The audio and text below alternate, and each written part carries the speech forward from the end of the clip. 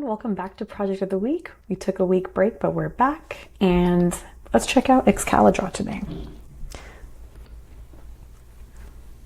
Okay, it's a very fun tool to use. I use it within my team, and it's a really interesting project. So it's fun to see how their collaboration works. So 78% of PRs are done by the core team. That might suggest that Excalidraw shows or follows more of a maintainer-led development model. But actually looking at their contributor guidelines, it does kind of make sense. They require contributors to, before creating anything new, to comment on roadmap issues to get assigned by maintainers, so that if there are things already open, they can just reassign to the person.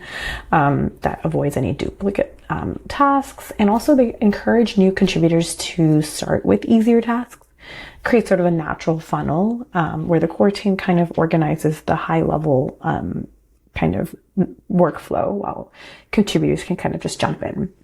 And of course, the community PRs are still at 22%, so there's definitely a lot of room for external contributions. And here, around 15% of activity are done by bots, so they're using automation strategically without probably going overboard. Okay, so review merge rate is about 71%, which is pretty solid. You know, not every PR gets formal review, but I'm assuming that the ones that are reviewed are processed pretty efficiently. If you kind of think about that. Okay, yeah, and a median review turnaround time is about 7 hours. So this project is of higher scale, so that does make a lot of sense.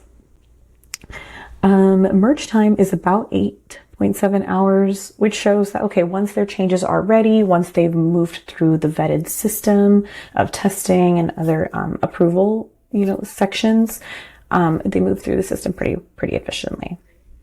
And yeah, here, review wait time, the median wait time is about 4.5 minutes, which is incredibly fast. Contributors aren't waiting around for changes to be processed. A lot of the core team and other contributors might be really good at staying on top of their timing.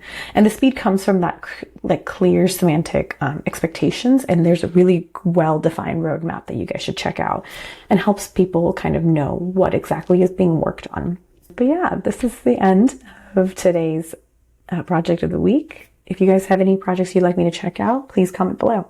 Other than that, see you next week. Bye.